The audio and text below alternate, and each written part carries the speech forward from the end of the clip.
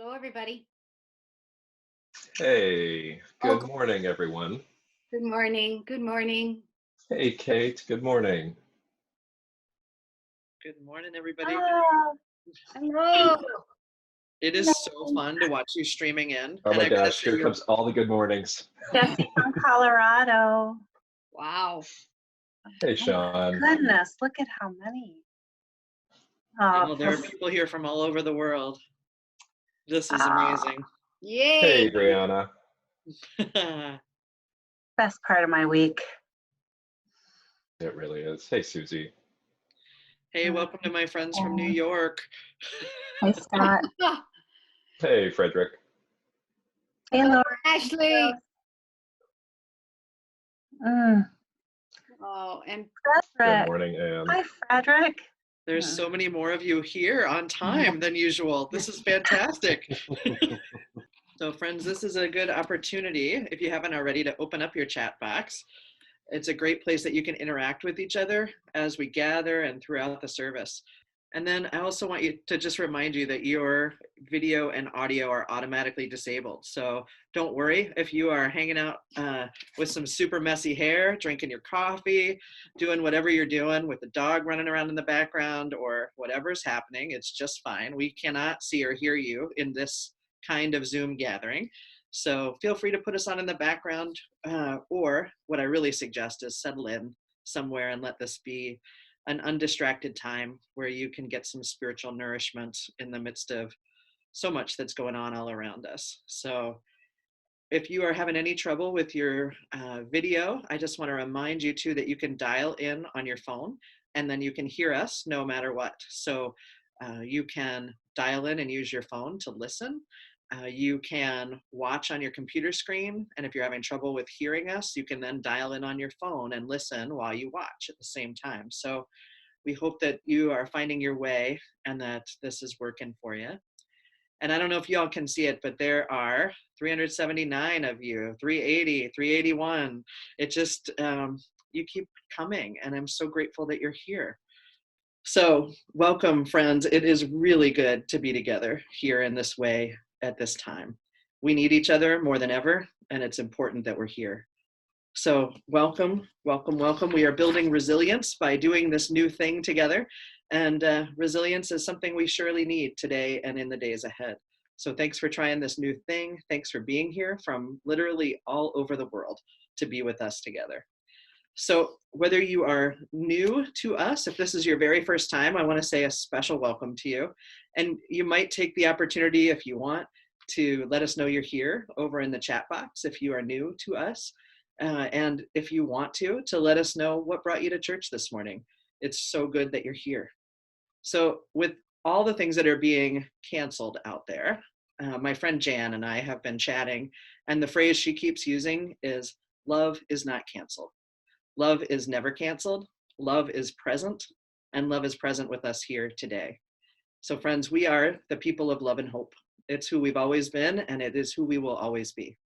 We are the people who give and receive and grow together. We are the people who listen deeply to where love is calling us next. We are the people who welcome, affirm, and protect the light in each human heart.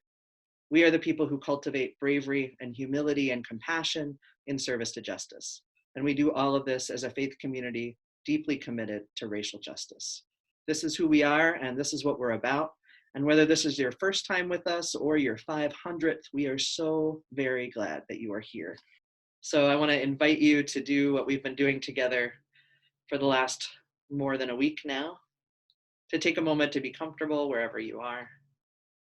And we're going to do 3 deep breaths together so that we can arrive here in this moment, in this time and place. So friends, deep, full breath in. Super slow breath out.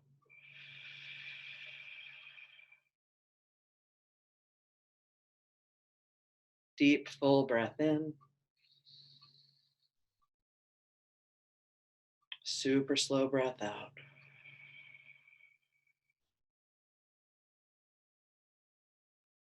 And one more. Deep breath in. Slow breath out.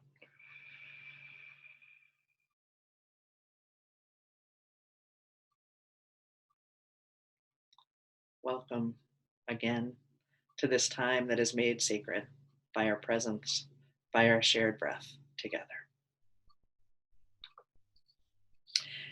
And now we'll begin the way that we always do here at church by sharing and lighting our chalice. So this is a great moment to gather up your chalice if you've got one, or to grab a candle and some matches, or to just imagine a flame in your mind. And I will now turn it over to Rosanna and Eleanor to light our chalice. Please join me in the words for the lighting of our chalice. Love is the spirit of this church, and service is its law. This is our great covenant, to dwell together in peace, to seek the truth in love, and to help one another. Hello and good morning. I'm Lauren Wyeth. I'm the Director of Children, Youth, and Family Ministries here at First Universalist. And at the beginning of the church year, I had the chance to meet with Rosanna and Eleanor and all our chalice lighters and readers for a training in which we talked about the meaning of this symbol of our Unitarian Universalist faith, the flaming chalice. I like to think about the bowl of our chalice as being that greater love that holds us all. And I like to think about the base of the chalice as being that which roots me to what I trust, to my story, to who I am at my core, to the values and experiences that have shaped me. And I like to think of that light that's in our chalice. Well, actually, I think of this light as being something different, kind of depending on the day. And over the years, I've talked to lots of kids about what they think this light in our chalice represents, and they also have all kinds of different answers. For some of us, this is the light that is in each of our hearts. Some of us think of it as the spark of the divine, that each of us carries a piece with us. Some of us think of it as a symbol of warmth or a beacon call to work for justice and goodness in the world. Some of us think of it as a way to remember that we're all connected. So in this time that we are all staying home, I think it's a great time to think about how we might bring a little bit of church home with us. And as a matter of fact, I just want to pause for a moment and say to our kids, to our teenagers, to our families, to all of us, that you are doing a great job at this very hard work of staying home. By doing this simple and difficult thing, we are helping our community. We're helping slow the spread of coronavirus so that we're protecting our most vulnerable neighbors and loved ones. And we're helping just slow it all down so that our medical professionals can be ready and that things don't happen too fast. So thank you. Thank you for that sacrifice. Thank you for that non-action that is an action of compassion. Now, some of you probably already have a chalice at home, but I was thinking it might be nice in bringing church home to give you a way to have a chalice at home, if you don't already, out of things you probably have. So some of you, well, actually, our children from Rainbow Chapel will recognize this chalice. This is a chalice, but it may not have started its life as a chalice, right? It might have started its life as a pudding dish or an ice cream bowl, but it is now a chalice because we've put a candle in there and made it something to remind us of what is sacred. You can also make a chalice by finding a small cup or glass. I found this one. It's from my grandma and grandpa's house, so it's special to me. And that, turned upside down, is the base of my chalice. And then I can simply set this bowl on top, and then inside I can place a candle Or I can place just some red tissue paper. I can draw a flame or a battery-operated candle. And then I have a chalice for home.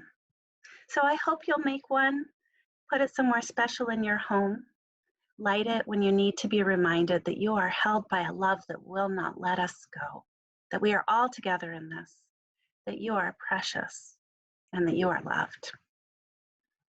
Now we have a really special song from our Young Children's Program Coordinator, Seth.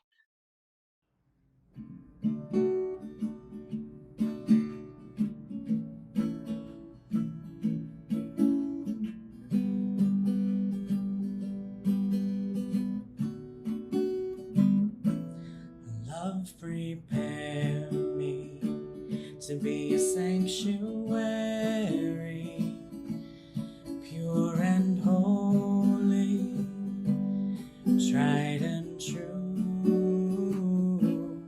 With thanksgiving, I'll be a living sanctuary for you. Just the kids with me this time.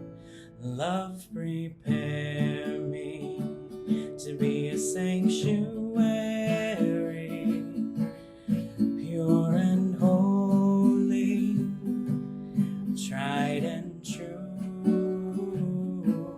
With thanksgiving, I'll be a living sanctuary for you. Everybody all together again.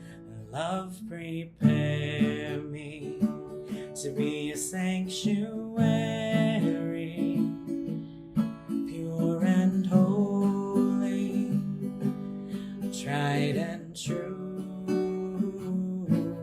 With thanksgiving, I'll be a living sanctuary for you.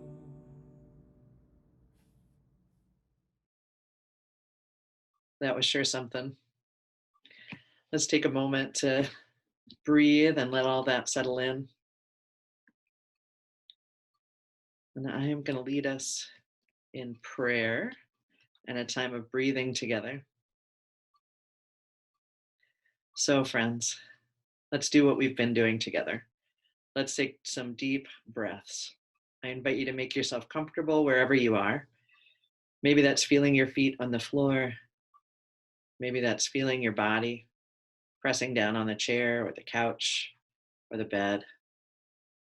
To take a moment to know that the earth is holding you, that you are supported and loved. And together, let's take those 3 deep breaths and then move into a time of quiet together. So deep breath in. Super slow breath out, maybe like you're blowing through a bubble wand, sending love out to the world. Deep breath in. Super slow breath out. And then one more on your own as we settle into silence together.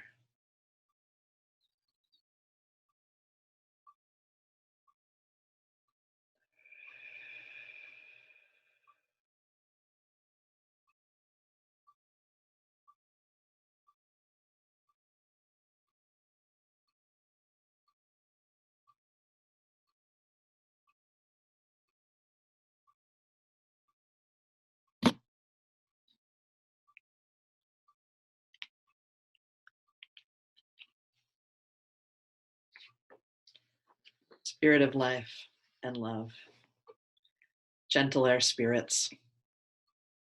Help us to find the soft places in so much that is hard and troubling. When we are tangled in worries, stressed out from caring, short-tempered, lost in a kaleidoscope of feelings as a new reality sinks in. Gentle us. when all the negative self-talk is shouting in our ears and the challenges that we faced before are even heavier now. Gentle our spirits. We don't know how this story will end. Help us remember that even in the midst of a world turning upside down, the unimaginably, impossibly good is happening too. Today we'll hold our sorrows and joys together. And as we do that, let us hold the words of Og Mandino, who writes, "I will love the light, for it shows me the way. Yet I will endure the darkness, because it shows me the stars." Let us share all we are holding, perhaps lifting a prayer up for ourselves too, knowing that even in the darkness, the stars are shining. So friends, as you wish, I invite you to type your sorrows now, your worries, into the chat box, making sure if you want to have everybody see them that you've set the to button to all panelists and attendees, or if you just want them to come to the panelists, to me and Ruth and Lauren and Arif, you can just set it to that as well. To go ahead and share your sorrows with us, that we might hold them together in community. To take some deep breaths. If you're with us on audio, it's a great time to just sit in meditation, extending this community of care and love to us all.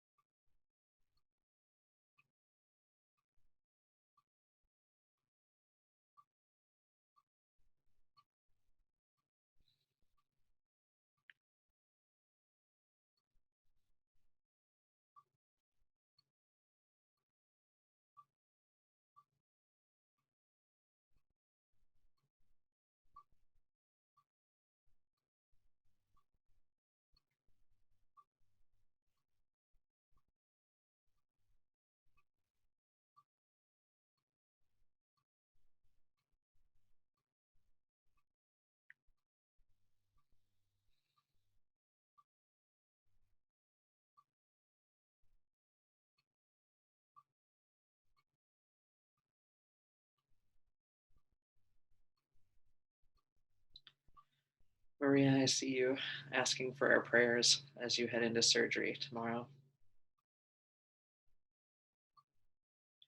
And our prayers are going out as well to Susan Jack and Kim Kamemeyer and their families, as Susan is in the hospital. And they are forced to be apart right now. We breathe our love to them and to everyone who is struggling, who is having to go through things alone that are scary. We send our love to the healthcare workers and the first responders and everyone who is out there doing their best to care for one another in this difficult time. We hold all of this together as a community of love and care, and we send our love. And friends, even in the midst of times that are so scary and so sad for many of us, there is still joy breaking through as well. And so I invite you now, if you'd like, to share something you are feeling joyful about, something you're grateful for, over in the chat box, so that we can hold all of those joys and gratitudes and love as well.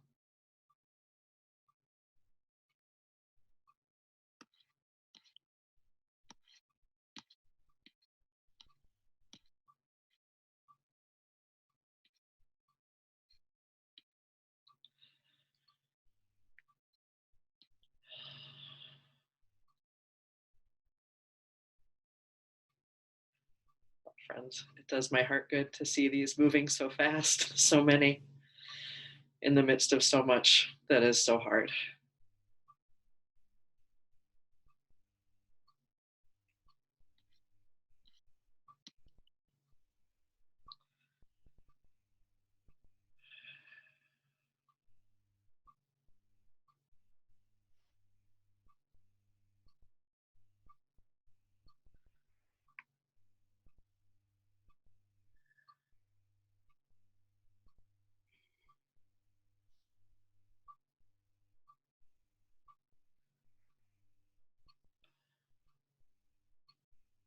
I'm grateful for this time together, to get to be with each of you, to be with you in your homes.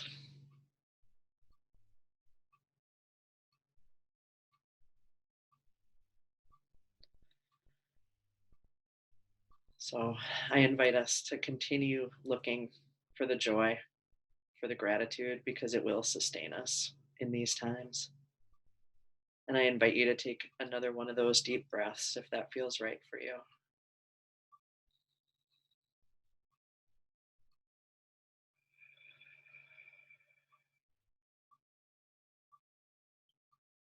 May the grip of addiction be loosened.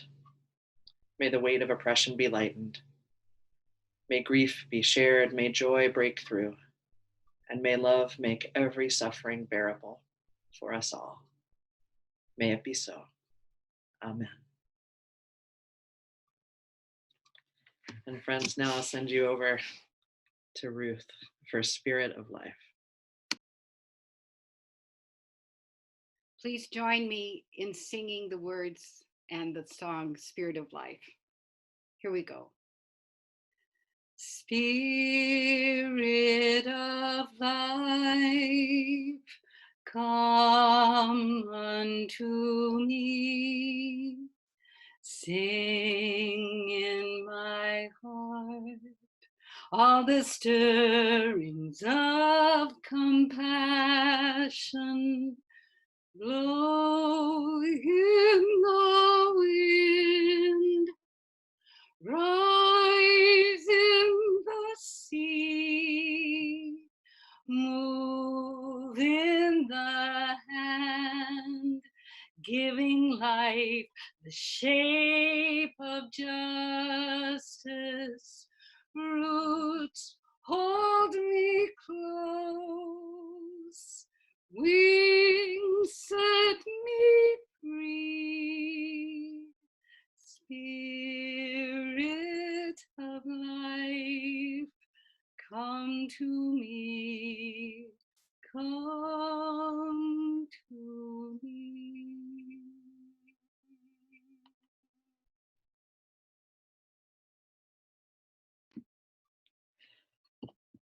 This is doing my heart good, seeing your faces, singing together. So I don't know about you, but I am a planner and a worrier by nature. And I have planned for and worried about all kinds of possible scenarios. But I'll tell you, friends, I never planned for this. I never imagined this particular scenario unfolding with all of its implications, with all of its particularities to it. And even those of you who are big science fiction fans and apocalyptic movie watchers, I dare say you didn't plan or see this exact situation coming either. So here we are in a situation we couldn't have seen coming, in a moment where we don't know what is happening next. This is how it is. The things that we have relied on to help us stay grounded, so many of them are really, really different. Some of us are worried about our income, our work, our families, our friends, our community, our world. We're worried about so much, and we cannot know what is going to happen next. And that is really, really hard. And it is really, really true. And it has always been true that no matter what we do, no matter how much we worry or plan, we cannot control the future. All we can do is our part to make it turn out as well as it can. We can do our part to make the story have a better ending. And that's what we're doing right now. So I want to tell you a story about another time when we did not know what was going to happen next, when we couldn't control or predict the future. And I want to tell you about how it is turning out. So friends, I want you to walk back with me in time, to move back in time to June of 2017. So we were at our congregational meeting in our sanctuary. Many of you were there. It was a congregational meeting where we did all of our usual business, voted on a budget, talked about what we'd accomplished during the year and what was ahead. But we did something else that was really, really important at that meeting. we took up the discussion and we took a vote to become a sanctuary congregation. Do you remember what that means? It means that we decided that our church building would be a place of physical safety, a home for people who are at risk of being deported. So we discussed and debated, and we decided at that meeting in June of 2017 that yes, we would open our church to be a home, to be a place of safety for folks who are at risk of deportation while their cases moved through the courts. So we made that decision, and then most of you didn't hear anything else about it. But I'll tell you, it was November of 2017 that Justin got a phone call from the Sanctuary Network that we are a part of. They said, we have a family that needs a place to stay. Will you meet with them? We did. We got the calls going out quickly and quietly. They went out to a handful of you who came in, some of our youth included, and took Justin's office apart. You packed up his books, you moved his desk, you moved everything out, and you moved in beds. You moved in a refrigerator, you moved in a dresser, a table, and a high chair. Because the family we went to meet with, friends, it was a mom and a dad, a 6-month-old infant, and an 11-year-old boy. We went and met with them and we heard their story, me and Justin and your board president.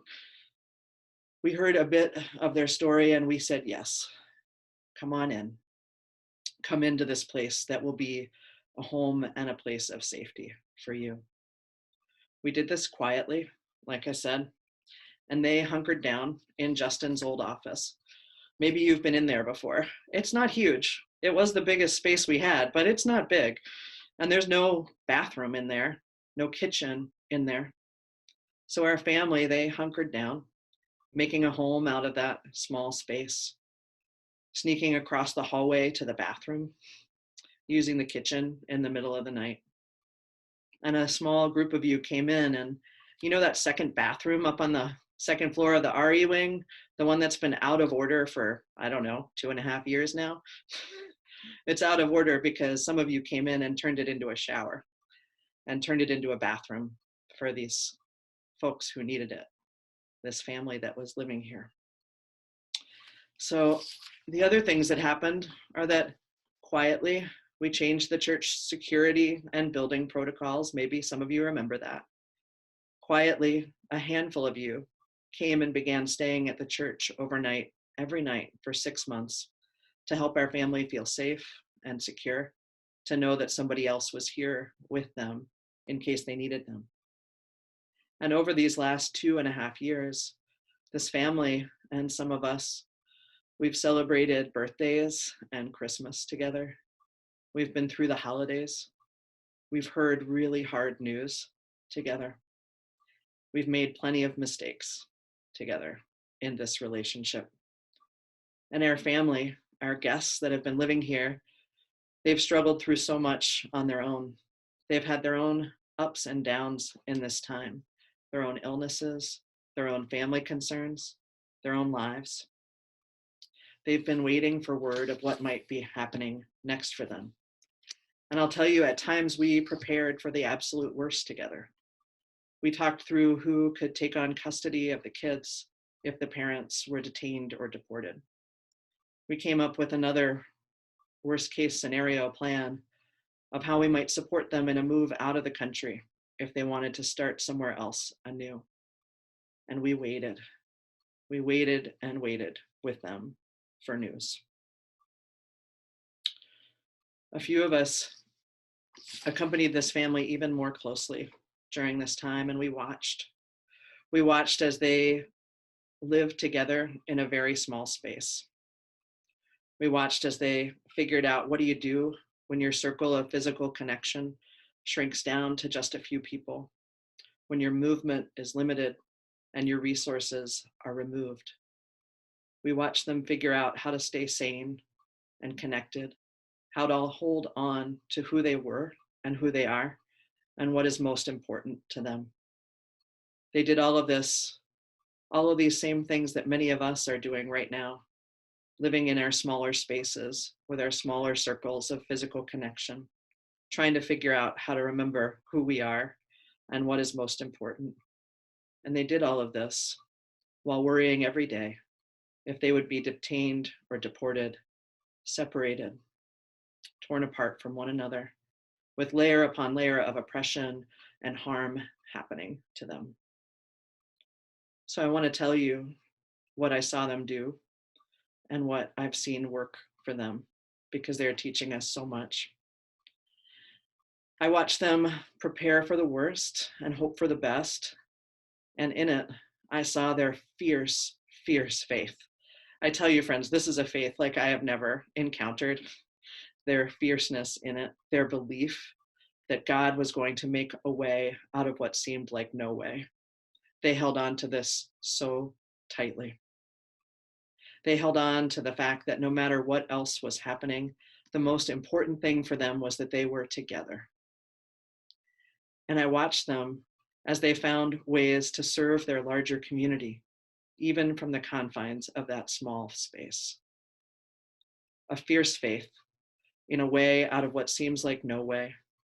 Gratitude for being together with those who are most important to them. Finding ways to connect and serve their larger community, even from within that small, confined space. This is what I watched them hold on to. This is how I watch them survive. So over the past 2.5 years, we've watched and waited together as our family's immigration case moved slowly through the courts. Over these past 2.5 years, one of the adults was able to go to work. One of the kids was able to go to school. The little one who joined us as an infant now walks and talks. The tween who came to us is now a teen. The parents have grown together and apart and together, figuring out how to parent and be in a marriage and be together in such hard circumstances. Over these last 2.5 years, our family has joined a church. They've served their community. They've saved every penny that they could. They've discovered all the resources available to them, and they have used all of them. It took years, and it took a whole heap of unknown, but then something else I never saw coming happened too. On Monday, in the middle of our world shutting down, on Monday, in the middle of so much upside down, our family moved out. Our family moved out to a home of their own. Our family moved out to a home that they purchased on their own. Friends, I never saw that coming. I never believed that was even possible. And a small group of you gathered on Monday, and you helped haul furniture and find a way to move things when nothing was open. You found a way to get them settled in their new space, in their new home with a yard, where they're dreaming about gardens and a dog, where I know that they can go outside and move about freely, finally. Their joy is unbelievable. So on Monday, they moved into their new home. And on Monday, 2 of us gathered with them as they left the building for the last time. And we prayed with them. And I want to tell you, they prayed first. And they didn't pray for themselves. They prayed for all of you. They prayed for this church. They prayed for the healthcare workers, for the first responders. They prayed for those who are sick and who are going to be sick. They prayed for health and healing for this world. That was what was on the top of their minds and in their hearts. And when it was my turn to pray, I prayed for them. I prayed for their journey, for the blessing of them in our lives, for the ways they've changed me and you and this church for the better. I prayed with hope for their future. So, wow. This happened and continues to happen. And one of the gifts of this technology now is that I can show you a few pictures. So I want to do that now. I want to be able to show you a bit of what their experience has been like. So we're going to show you a picture of what the room looked like when they were living in it. I see you can see that now. I'm going to show you a picture of what the room looked like after they left.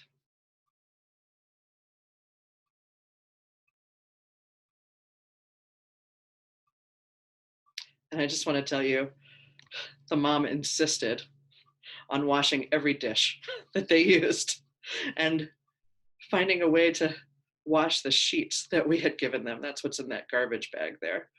She washed everything and cleaned that room before they left. She wanted to leave it in good shape for us, for whoever might come next. And friends, I want to show you a picture too of them leaving, doing the impossible, walking away out of our building. Many of you will recognize that hallway upstairs, second floor of our RE wing, as they headed out, as the kids turned and waved and said, bye-bye casa, as they headed out into what I hope is a bright future for them. Friends, this is the work of our church. This is the work that's been going on for the last 2.5 years. This is the work that you support with your presence, with your care. This is who we are. And this family has so much to teach us. What they held on to, a faith so fierce that a way would come out of no way. Gratitude for the ability to stay connected and together, no matter what. Finding ways to serve the larger community, even from their confined space. They did it. We can do it too, friends. We can do this. We have a faith that fierce. A faith in love and hope and connection with one another. A faith in a circle of love that is so big that no one is ever outside.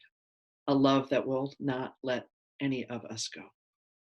This is our faith. This is what we bring to ourselves, to each other, and to this world.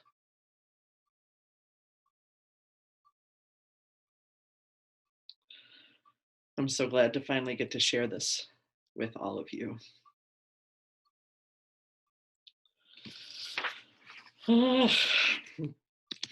Crying over here a little bit. It's good to be with you. So, friends, I want to remind you that we will not let each other go.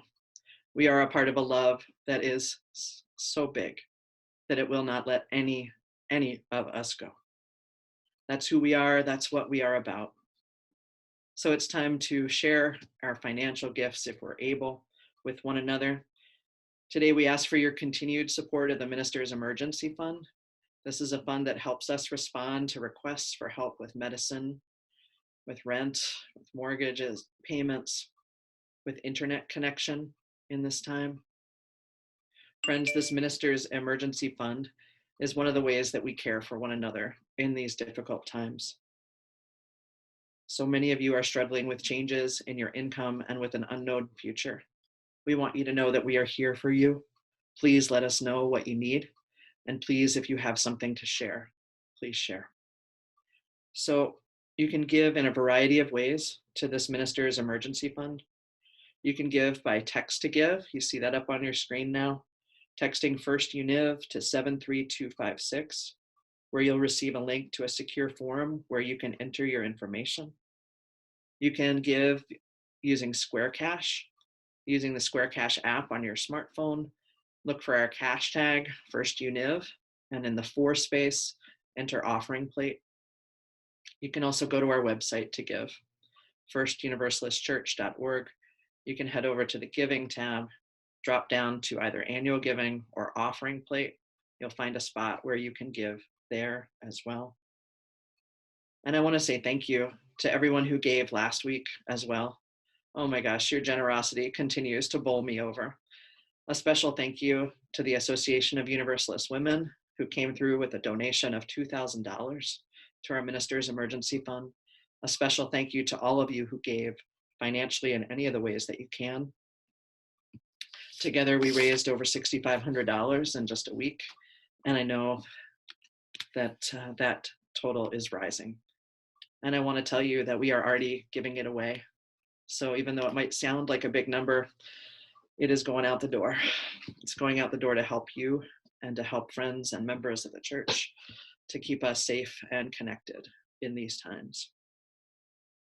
So I want to remind you that there are many ways to connect, that you can connect later on today and later on this week. Check your email and our church website for the opportunities. Coffee hour with Arif Mamdani coming up right after the service. Senior high youth group at 11 with Emma and the senior high advisors. Make sure that you register and get in there. 12:30 young family story time with Seth for families with kids from infants to first grade. Again, make sure you get in there and register through the link on your email or our website.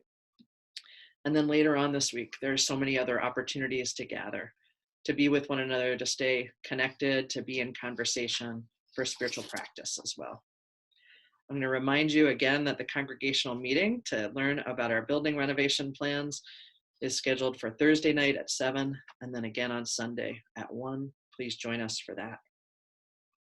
And I want to remind you that even while we are not meeting in person, we are here for you. The church ministers and staff are here. We're taking your phone calls. We're responding to your emails. Let us know how you are. We want to be with you in all of the ways that we can. It matters that we stay connected now more than ever. I want to remind you too that we'll have worship together on Wednesday evenings at 7 and on Sundays at 10 a.m. We are here. So friends, I invite you, if you wish, we'll close in our usual way. I'm going to hold out my hands and feel my connection with all of you, with this giant community of care. May we hold on to a fierce faith that together we will make a way out of no way.